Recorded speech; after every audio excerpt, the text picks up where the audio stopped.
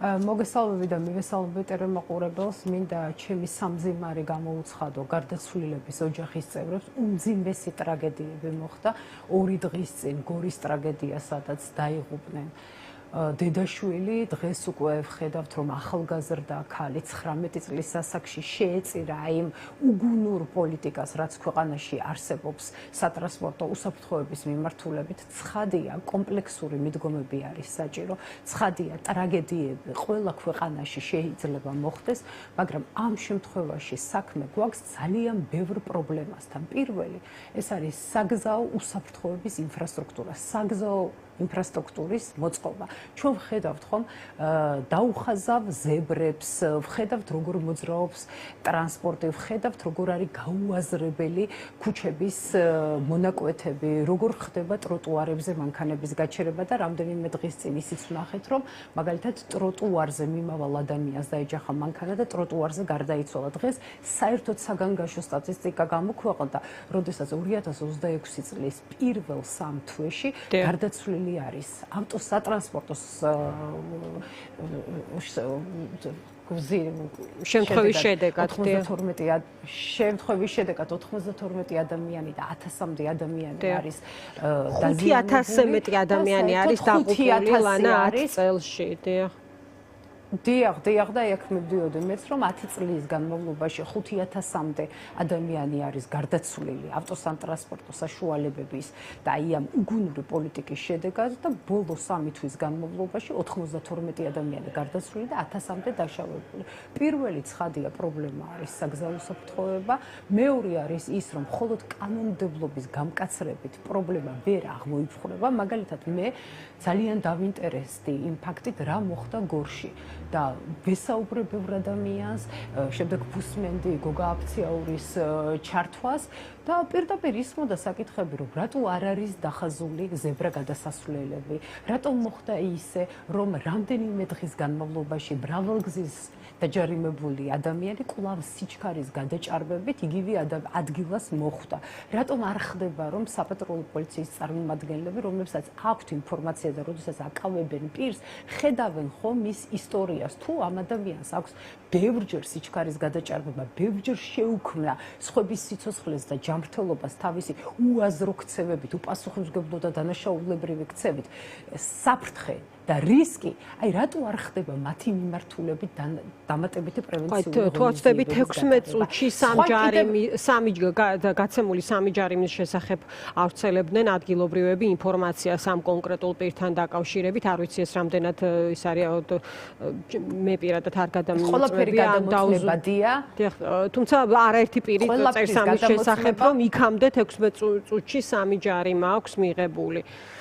ლანა, გადამოწმება არის ძალიან ადვილი შესაძლებელი, მაგრამ ამავდროულად მინდა ამასაც ხაზი გავუსვა, რომ ხშირი არის შემთხვევები, როდესაც საპატრულო პოლიციის წარმომადგენლები სიჩქარის გადაჭარბების გამო აკავებს ადამიანს, თუ შეიძლება იქ იყოს სხვადასხვა სახის თრობას, მაგრამ ხდება გადარეკვა კონკრეტულ პირებთან, გადარეკვა და ამის შემდეგ ამ პირების გათავისუფლება. ყოფილა ასეთი შემთხვევები, Facebook-ში წერს ხალხი, ღია ქსელში, პირად პროფილებიდან ამის შესახებ და როდესაც აი ეგრეთ წოდებული ნარუშილოვკის ტიპის ქმედებები ხდება, ამ შემთხვევაში წახალისებულია ეს ძალადობა. წახალისებულია ამას კანონმდებლობის რაღაც გამკაცრება ვერ უშველის. კანონმდებლობის გამკაცრება კი არა, კანონმდებლობის ზუსტი აღსრულება არის გამოსავალი.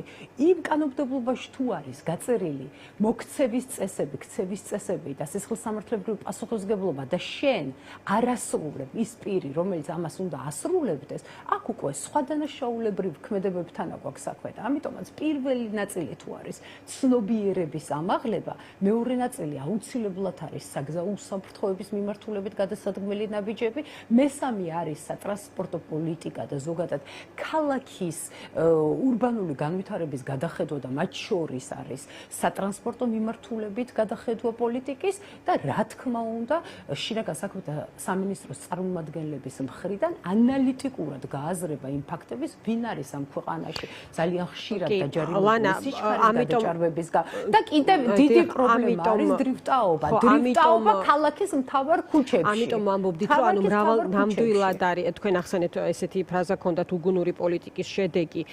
ნამდვილად მრავალკომპონენტიანია ეს საკითხი. ეხლა მეც მძღოლი ვარ და თქვენც და დარწმუნებული ვარ, უამრავი ადამიანი ვინც გვიყურებს და რაღაც შენი რაღაც საკუთარ თავსაც უნდა რაღაც მოუწოდო ზოგჯერ, ხო, ეხლა ყველას გვირეკავენ საჭესთან ჯდომის დროს და ამიტომ სვა მე კითხვას, რომ აი მოქალაქეის საზოგადოების ცნობიერების ამაღლება და ადამიანებზე, თქვა, ამ მხრივ ზეგავლენის მოხდენა არის ძალიან მნიშვნელოვანი ნაწილი ამ მიმართულებაში, ხო, ამ მრავალკომპონენტიან მიმართულებაში და ამიტომაც ასევე ვსვამთ კითხვას, აი რა კეთდება ამისთვის, ხო?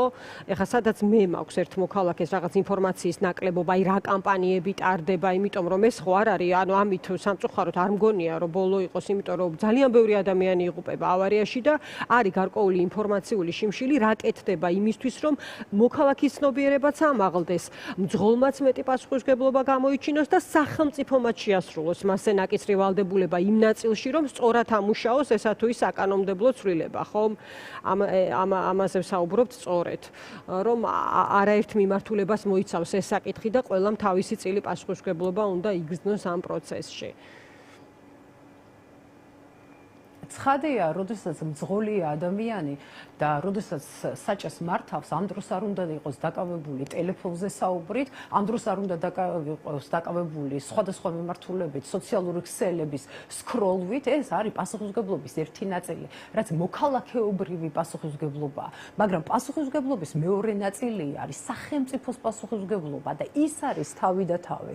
რა თქმა უნდა, პოლიტიკა გააზრებული უნდა ქონდეს სახელმწიფოს პასუხისმგებლობა რომ ტროტუარზე არ დაიღუპოს ადამიანი. სახელმწიფოს პასუხისმგებლობაა, რომ აი სკროლები დღეს რო დადიან ქაოტურად ქალაქში, ამ მიმართულებით იყოს დაწესებული გონივრული რეგულაციები. სახელმწიფოს პასუხისმგებლობაა ის, რომ დახაზული იყოს კარგად ქალაქი და ზებრა გადასასვლელებზე არ ყვდებოდნენ ადამიანი. სახელმწიფოების პასუხისმგებლობა უნდა იყოს ის, რომ ადამიანი, რომელიც ხშირად აჭარბებს სიჩქარეს, ამ ადამიანების ბაზა ანალიტიკურად დამუშავდეს და სხვა პრევენციული ღონისძიებები გატარდეს იმისათვის, რომ ადამიანები არ დაიხოცნონ და არ დასახიჩრდნენ ქუჩებში. და ამათ სახელმწიფოს პასუხისმგებლობაა, რომ ტროტუარზე არ უნდა გკლავდეს მანქანა.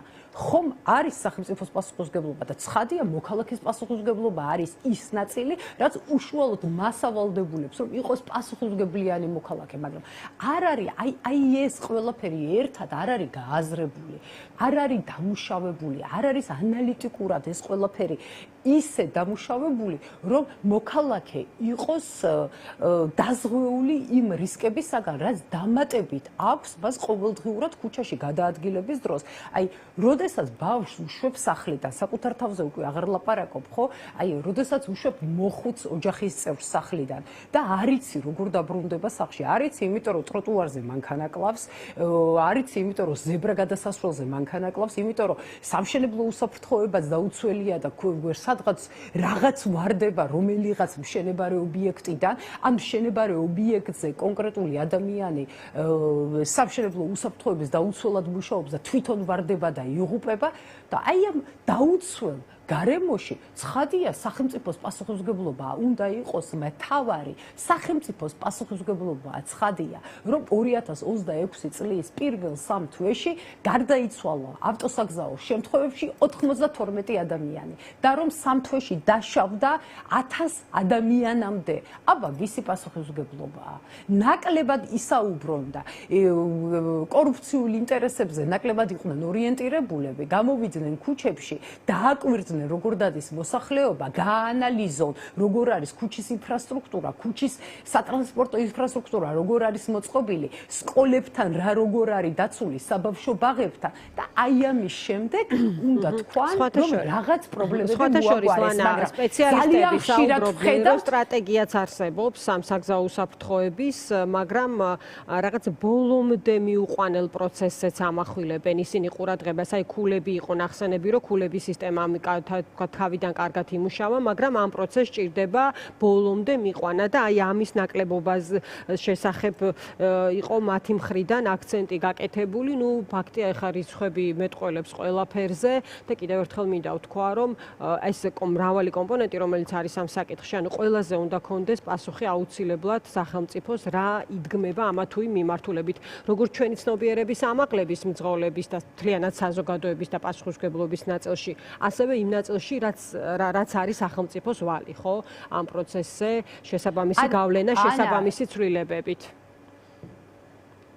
ანა, სანახევრო ღონისძიებები არ ნიშნავს იმას, რომ საკითხი მოგვარებულია. სანახევრო ღონისძიება, როდესაც რაღაცა კანონს მიიღებენ, ნუ ის კანონი როგორია, რანაირია, როგორი ჩართულობითაა მიღებული, ეს კიდევ სხვა საკითხია. მაგრამ კანონს რომ მიიღებ და კანონი რომ აღსრულებაში ჩაეშვება, კანონის აღსრულების კონტროლი არის სხვა ნაწილი, როგორ აღასრულებ კანონს. და როდესაც არსებობს ქვეყანაში ორმაგი სტანდარტი, მაშინ როდესაც ის კანონობს ერთი ადამიანისთვის და არ კანონობს მეორე ადამიანისთვის, იქამდე სანამ ამ ქვეყანაში ნეპოტიზმით, კორუფციით, კრონიზმით ვიღაცა შეუძლია დამნაშავე მძღოლს აიღოს ტელეფონი და ვიღაც გავლენიან პირს დაურეკოს და ის გათავისუფლდეს, არ დააჯარიმონ, არ ჩამოართვან ავტოსატრანსპორტო საშუალება, იქამდე ეს პრობლემები იარსებებს და იქამდე ვნახავთ ჩვენ დაღუპულ და დასახიჩრებულ ადამიანებს. სახელმწიფოს პასუხისმგებლობა ამ საკითხში არის უმთავრესი.